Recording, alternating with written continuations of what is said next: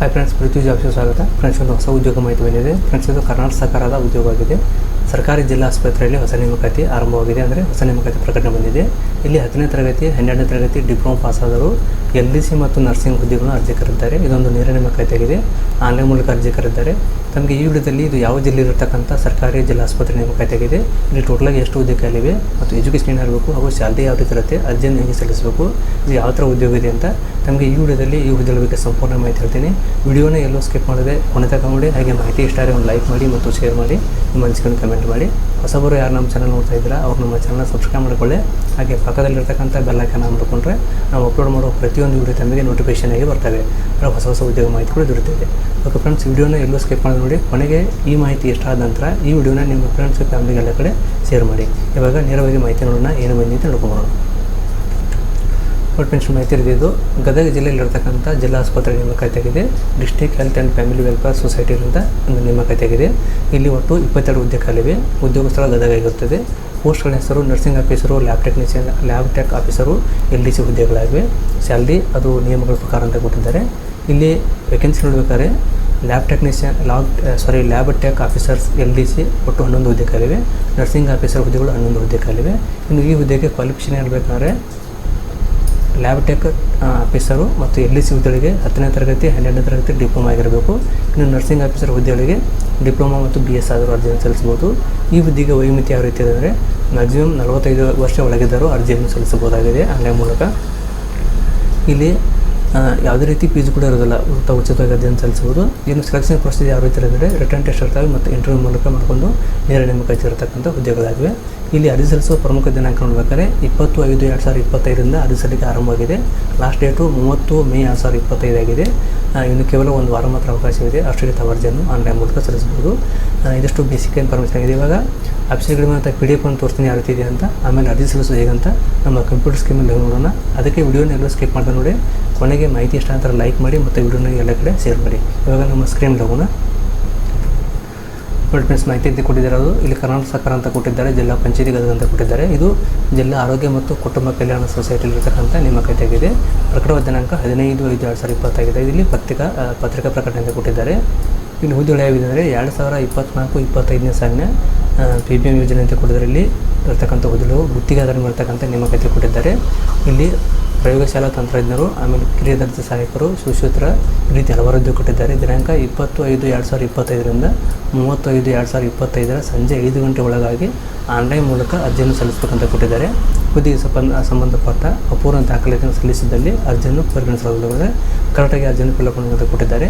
ಸದರಿ ಮೇಲ್ಕಾಣಿಸಿದ ಹುದ್ದೆಗಳ ನೇಮಕಾತಿಗೆ ಸಂಬಂಧಿಸಿದಂತೆ ಪೂರ್ಣ ಪ್ರಮಾಣದ ಹಕ್ಕನ್ನು ಜಿಲ್ಲಾ ಆಯ್ಕೆ ಸಮಿತಿ ಕಾಯ್ದಿರಿಸಿ ಕೊಟ್ಟಿದ್ದಾರೆ.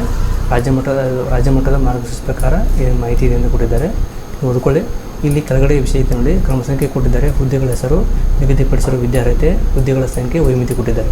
ಇಲ್ಲಿ ಮೊದಲನೇದಾಗಿ ನೋಡಬೇಕಾದ್ರೆ ಪ್ರಯೋಗಶಾಲಾ ತಂತ್ರಜ್ಞರು, ಕಿರಿಯ ದರ್ಜೆ ಸಹಾಯಕರು ಅಂದರೆ ಲ್ಯಾಬ್ ಟೆಕ್ ಆಫೀಸರ್ LDC ಹುದ್ದೆಗಳಾಗಿವೆ.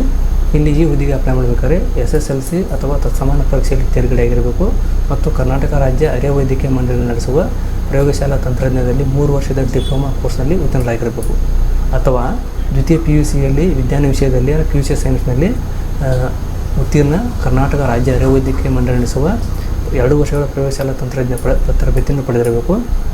ಮೂರನೇದಾಗಿ ಪ್ರಯೋಗಶಾಲಾ ತಂತ್ರಜ್ಞರು ಕಡ್ಡಾಯವಾಗಿ ಕರ್ನಾಟಕ ರಾಜ್ಯ ಅರೆ ವೈದ್ಯಕೀಯ ಮಂಡಳಿಯಲ್ಲಿ ನೋಂದಣಿಯಾಗಿರಬೇಕು ಅಂತ ಕೊಟ್ಟಿದ್ದಾರೆ. ಇಲ್ಲಿ ಒಟ್ಟು ಇವು 11 ಹುದ್ದೆ ಖಾಲಿವೆ. ವಯೋಮಿತಿ 45 ವರ್ಷ ವಯೋಮಿತಿ ಕೊಟ್ಟಿದ್ದಾರೆ. ಅದೇ ರೀತಿ ನರ್ಸಿಂಗ್ ಹುದ್ದೆಗಳಾಗಿವೆ, ಅಂದರೆ ನರ್ಸಿಂಗ್ ಆಫೀಸರ್ ಹುದ್ದೆಗಳಾಗಿವೆ. ಇಲ್ಲಿ BSc ನರ್ಸಿಂಗ್ ಅಥವಾ ಪೋಸ್ಟ್ ಸರ್ಟಿಫೈಡ್ BSc ನರ್ಸಿಂಗ್ ಅಥವಾ ಡಿಪ್ಲೊಮಾ ನರ್ಸಿಂಗ್ ಆಗಿರಬೇಕು. ಕರ್ನಾಟಕ ರಾಜ್ಯ ನರ್ಸಿಂಗ್ ಮಂಡಳಿಯಲ್ಲಿ ನೋಂದಣಿಯನ್ನು ಹೊಂದಿರಬೇಕು. ಅವರು ಅರ್ಜಿಯನ್ನು ಸಲ್ಲಿಸಲು ಎಲಿಜಿಬಲ್ ಆಗಿರುತ್ತದೆ. ಇಲ್ಲಿ ಒಟ್ಟು 11 ಹುದ್ದೆ ಖಾಲಿ ಅಂತ ಕೊಟ್ಟಿದ್ದಾರೆ. ಇವರಿಗೂ ಕೂಡ ವಯೋಮಿತಿ 45 ವರ್ಷ, ಎರಡೂ ಕೂಡ 22 ಹುದ್ದೆ ಖಾಲಿ ಅಂತ ಕೊಟ್ಟಿದ್ದಾರೆ. ಇದಿಷ್ಟು ಬಂದಿರ್ತಕ್ಕ ಇನ್ಫಾರ್ಮೇಷನ್ ಆಗಿದೆ. ಒಂದೇ ಪೇಜ್ ಕೊಟ್ಟಿದ್ದಾರೆ ಅವರು. ಇಲ್ಲಿ ಅರ್ಜಿಯನ್ನು ಹೇಗೆ ಸಲ್ಲಿಸಬೇಕಾದ್ರೆ ಅವರಲ್ಲಿ ಲಿಂಕ್ ಕೊಟ್ಟಿದ್ದಾರೆ. ಒಂದು ಸೇವಾ ಸಿಂಧು ಮೂಲಕ ಅಪ್ಲಿಕೇಶನ್ ಹಾಕಬೇಕಾಗುತ್ತೆ. ಇದನ್ನು ತೋರಿಸ್ತೀವಿ ಹೇಗೆ ಅಂತ. ಇಲ್ಲಿ ಅಪ್ಲೈ ಮಾಡೋಕ್ಕಿಂತ ಮುಂಚೆ ಸರಿಯಾಗಿ ತಾವು ಓದ್ಕೋಬೇಕಾಗುತ್ತೆ. ಇದನ್ನು ನೋಡಿ, ಕರ್ನಾಟಕ ಸರ್ಕಾರ ಜಿಲ್ಲಾ ಪಂಚಾಯತಿ ಗದಗ ಅಂತ ಕೊಟ್ಟಿದ್ದಾರೆ. ರಾಷ್ಟ್ರೀಯ ಆರೋಗ್ಯ ಅಭಿಯಾನ ಯೋಜನೆ ಆರೋಗ್ಯ ಮತ್ತು ಕುಟುಂಬ ಕಲ್ಯಾಣ ಸಂಘ ಗದಗ ಅಂತ ಕೊಟ್ಟಿದ್ದಾರೆ. ಇಲ್ಲಿ application for the staff nurse lab tech officer LDC post under PM EBHIM Gadag contract base ಅಂತ ಕೊಟ್ಟಿದ್ದಾರೆ. ಇಲ್ಲಿ ಕೆಳಗಡೆ ಇಂಪಾರ್ಟೆಂಟ್ ಡೇಟ್ ಕೊಟ್ಟಿದ್ದಾರೆ, ನೋಡ್ಕೊಳ್ಳೋದನ್ನ. ಇಲ್ಲಿ ಕೆಲವು ಜನರಲ್ ಇನ್ಸ್ಟ್ರಕ್ಷನ್ ಕೊಟ್ಟಿದ್ದಾರೆ, ಇದನ್ನು ಕೂಡ ಓದ್ಕೋಬೋದು. ಇಲ್ಲಿ ಹೆಲ್ಪ್ ಡೆಸ್ಕ್ ನಂಬರ್ ಕೂಡ ಕೊಟ್ಟಿದ್ದಾರೆ, ಕಾಂಟ್ಯಾಕ್ಟ್ ಮಾಡ್ಕೋಬೋದು. ಇಲ್ಲಿ ಇಂಪಾರ್ಟೆಂಟ್ ನೋಟ್ ಅಂತ ಕೊಟ್ಟಿದ್ದಾರೆ, ಇದನ್ನು ಓದ್ಕೊಳ್ಳಿ. ಇಲ್ಲಿ ಪೋಸ್ಟ್ಗಳ ವಿವರ ಡೀಟೇಲ್ಸ್ ಅಂತ ಕೊಟ್ಟಿದ್ದಾರೆ. ಇಲ್ಲಿ ಆಟೋಮೆಟಿಕ್ ಗದಗ ಅಂತ ಬಂದಿರುತ್ತೆ. ಅರ್ಜಿ ಸಲ್ಲಿಸಿದ ಪೋಸ್ಟ್ ನೀವು ಯಾವುದೇ ಅಪ್ಲೈ ಮಾಡ್ತಾರೆ ಇಲ್ಲಿ ಸ್ಟಾಫ್ ನರ್ಸ್ ಅಥವಾ LDC ಗಳಿದ್ದಾರೆ. ಯಾವ್ದಾದ್ರು ಒಂದು ನಾವು ಎಕ್ಸಾಂಪಲ್ ಆಗಿ ತೊಗೊಂಡಾಗ LDC ತೊಗೊಳ್ಳೋಣ. ಹಾಗೆ ಇಲ್ಲಿ ನೆಕ್ಸ್ಟು ಅಂದರೆ ಇಲ್ಲಿ ಅರ್ಜಿದಾರ ಹೆಸರು ಹಾಕಬೇಕಾಗುತ್ತೆ. ಆಮೇಲೆ ತಂದೆ ಅಥವಾ ಗಂಡನ ಹೆಸರು, ಪುರುಷ ಮಗಳಿದ್ರ ಮಹಿಳೆ, ನಿಮ್ಮ ಡೇಟ್ ಆಫ್ ಬರ್ತ್ ಹಾಕಿ ಇಲ್ಲಿ ಯಾವ ರೀತಿ ಇದೆ ಆ ರೀತಿ ಡೇಟ್ ಆಫ್ ಬರ್ತ್ ಹಾಕಿದ ನಂತರ ಇಲ್ಲಿ ಮೀಸಲಾತಿ ವರ್ಗ ರಿಸರ್ವೇಷನ್ ಕ್ಯಾಟಗರಿಗಳಿದ್ದಾರೆ. ನೀವು ಮೀಸಲಾತಿ ಯಾವುದರಲ್ಲಿ ಬಯಸ್ತೀರಾ ಅದನ್ನು ಟಿಕ್ ಮಾಡ್ಕೋಬೇಕಾಗತ್ತೆ. ಗ್ರಾಮೀಣದವರಿಗೆ ಕೂಡ ಅವಕಾಶವಿದೆ, ಕನ್ನಡ ಮಾಧ್ಯಮ ಕೂಡ ಇದೆ, ಎಕ್ಸರ್ಸ್ಮೆನ್ ಇದೆ, ಅಂಗವಿಕಲವಿದೆ, ಮಹಿಳೆ ಮತ್ತು ತೃತೀಯಲಿಂಗ, ಆಮೇಲೆ ಯೋಜನೆ 3 ಇದೆ. ನೀವು ಯಾವುದೇ ಇದೆ ಅದನ್ನು ಎರಡನ್ನೂ ಟಿಕ್ ಮಾಡ್ಕೋಬೇಕಾಗುತ್ತೆ. ಕನ್ನಡ ಮಾಧ್ಯಮ ಗ್ರಾಮೀಣ ಇದ್ದರೆ ಅದರ ತಕ್ಕಂಥ ಡಾಕ್ಯುಮೆಂಟ್ ಕೂಡ ಅಪ್ಲೋಡ್ ಮಾಡಬೇಕಾಗುತ್ತೆ. ಆಮೇಲೆ ಇಲ್ಲಿ ಮೊಬೈಲ್ ನಂಬರ್ ಕೊಟ್ಟಿದ್ದಾರೆ, ನಿಮ್ಮ ಇಮೇಲ್ ವಿಳಾಸ, ಇಲ್ಲಿ ಅಡ್ರೆಸ್ ಹಾಕಿ ಮತ್ತು ಅಡ್ರೆಸ್ ಹಾಕಿ, ಇಲ್ಲಿ ನಿಮ್ಮ ಪಿನ್ ಕೋಡ್ ಹಾಕಿ, ನಿಮ್ಮ ಜಿಲ್ಲೆ ಯಾವುದಿದೆ ಆ ಜಿಲ್ಲೆ ತಗೊಳ್ಳಿ. ಆಮೇಲೆ ನಿಮ್ಮ ಪಿನ್ ಕೋಡನ್ನು ಹಾಕಿ ಓದೋದು. ಆಮೇಲೆ ಇಲ್ಲಿ ಎಜುಕೇಷನ್ ಕ್ವಾಲಿಫಿಕೇಷನ್ ಕೊಟ್ಟಿದ್ದಾರೆ, ಅಗತ್ಯ ಅಂತ ಕೊಟ್ಟಿದ್ದಾರೆ. ಇಲ್ಲಿ ಎಜುಕೇಷನ್ ಇಂಪಾರ್ಟೆಂಟ್ ಆಗಿದೆ. ನೀವು ಇದು ಮೇಲಿನ ಹಾಕಿ ಯಾವ ಪೋಸ್ಟ್ ಹಾಕಿದ್ದೀವಿ, LDC ಹಾಕಿದ್ದೀವಿ, ಲ್ಯಾಪ್ಟಾಪು LDC ಹಾಕಿದ್ದೀವಿ. ಅದಕ್ಕೆ ಸಂಬಂಧಪಟ್ಟಂಗೆ ಪರಿಶ್ರಮ ಓಪನ್ ಆಗುತ್ತೆ. SSLC DMLY ಪಾಸ್ ಆಗಿರಬೇಕು ಅಥವಾ PUC DMLT ಪಾಸ್ ಆಗಿರಬೇಕು. ಯಾರಲ್ಲಿ ಒಂದು ಪಾಸ್ ಆಗಿದ್ರೆ ಅದು ತೊಗೊಳುತ್ತೆ. ಈ ರೀತಿ ಟೆಕ್ ಹೋಗುತ್ತೆ. ಇಲ್ಲಿ ಮಾರ್ಕ್ಸ್ ಹಾಕಿ ಇಲ್ಲಿ ಕೆಳಗಡೆ ಕರ್ನಾಟಕ ಪ್ಯಾರಾಮೆಡಿಕಲ್ ಕೇಳಿದ್ದಾರೆ. ಇದು ಆಗಿದೆ ಎಸ್ ಅಂತ ಹಾಕಿ ನೋಂದು ಹಾಕಿ ಎಸ್ ಅಂತ ಹಾಕಬೇಕಾಗುತ್ತೆ. ನೋಂದು ಹಾಕಿ ತೊಗೊಳ್ಳಿ ಡೌಟು ಎಸ್ ಅಂತ ಹಾಕಬೇಕಾಗುತ್ತೆ. ಆಮೇಲೆ ಇದು ಪ್ರಮಾಣ ಪತ್ರ ಕಡ್ಡಾಯ ಕೇಳಿದ್ದಾರೆ, ಎಸ್ ಅಂತ ಹಾಕಬೇಕಾಗುತ್ತೆ. ಇಲ್ಲಿ ಮಾರ್ಕ್ಸ್ ಕ್ವಾಲಿಫೈಯಿಂಗ್ ಎಕ್ಸಾಮಿನೇಷನ್ ಅರ್ಹತಾ ಪಟ್ಟಿಯಲ್ಲಿ ಅಂಕಗಳು, ನಿಮ್ಮ ಮಾರ್ಕ್ಸ್ ಎಷ್ಟಿಗೆ ಆ ಮಾರ್ಕ್ಸ್ ಹೋಗ್ತದೆ. ಗರಿಷ್ಠ ಅಂಕಗಳು, ಗಳಿಸಿದ ಅಂಕಗಳು ಶೇಕಡಾವಾರು ಆಟೋಮೆಟಿಕಾಗಿ ಬರುತ್ತೆ. ಇಲ್ಲಿ ಇಂಪಾರ್ಟೆಂಟ್ ಆಗಿ ನೋಡಿ ಡಾಕ್ಯುಮೆಂಟ್ ಅಪ್ಲೋಡ್ ಅಂತ ಕೊಟ್ಟಿದ್ದಾರೆ. ಇಲ್ಲಿ ನೀವು ಮೇಲೆ ಇದರಲ್ಲಿ ಟೇಕ್ ಮಾಡಿರ್ತಾರೆ ಎಲ್ಲವನ್ನು SLC marks card, Aadhaar card, education certificate, marks card, caste income certificate, KNC certificate, PMBC certificate and another old document single PDF ಮಾಡಿ ಆಗಬೇಕಾಗುತ್ತೆ. ನಿಮ್ಮ ಎಲ್ಲ ಡಾಕ್ಯುಮೆಂಟನ್ನು ಒಂದೇ PDF ಫೈಲ್ ಮಾಡಿ ಇಲ್ಲಿ ಡಾಕ್ಯುಮೆಂಟ್ ಅಟ್ಯಾಚ್ ಮಾಡಬೇಕಾಗುತ್ತೆ. ಅದು 3772 KB ಕಡಿಮೆ ಇರಬೇಕು. ಅಷ್ಟರೊಳಗೆ ಎಲ್ಲ ಸ್ಕ್ಯಾನ್ ಮಾಡಿ PDF ಒಂದೇ ಫೈಲ್ ಮಾಡಿ ಇಲ್ಲಿ ಹಾಕಿ ಬ್ರೌಸ್ ಮಾಡಿ ಅಪ್ಲೋಡ್ ಮಾಡಬೇಕಾಗುತ್ತೆ. ಈ ಕೆಳಗಡೆ ಮತ್ತು ಆಲ್ ರಿಲೇಟೆಡ್ ಡಾಕ್ಯುಮೆಂಟ್ ಅಪ್ಲೋಡ್ ಕೇಳಿದರೆ ನೀವು ಸಂಬಂಧಪಟ್ಟ ಎಲ್ಲ ಡಾಕ್ಯುಮೆಂಟನ್ನು ಹಾಕಿದರೆ ಕೇಳುತ್ತೆ.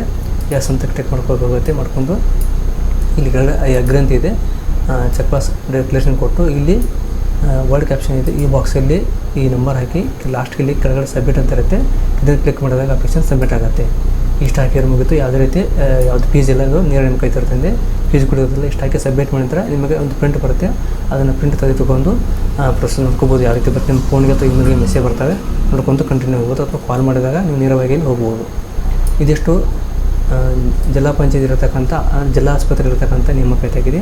ಯಾರಿಗೆ ಇಂಟ್ರೆಸ್ಟ್ ಇದ್ದಾರೋ ಅರ್ಜಿಯನ್ನು ಸಲ್ಲಿಸಬಹುದು. ಅಥವಾ ಈ ವಿಡಿಯೋನ ನಿಮ್ಮ ಫ್ರೆಂಡ್ಸ್ ಫ್ಯಾಮಿಲಿಗೆ ಶೇರ್ ಮಾಡಿ. ಯಾರಾದ್ರೆ ಮನೆಯಾಗ DMLT ಮುಗಿಸೋದಿದ್ದರೆ ಅವ್ರದ್ದು ಕಾಂಟ್ರಾಕ್ಟ್ ಬೇಸ್ ಉದ್ಯೋಗ ಆಗಿದೆ, ಅವ್ರು ಟೆಂಪ್ರರಿ ಅಲ್ಲಿವರೆಗೂ ಕೂಡ ಉದ್ಯೋಗಕ್ಕೆ ಹೋಗ್ಬೋದಾಗಿದೆ.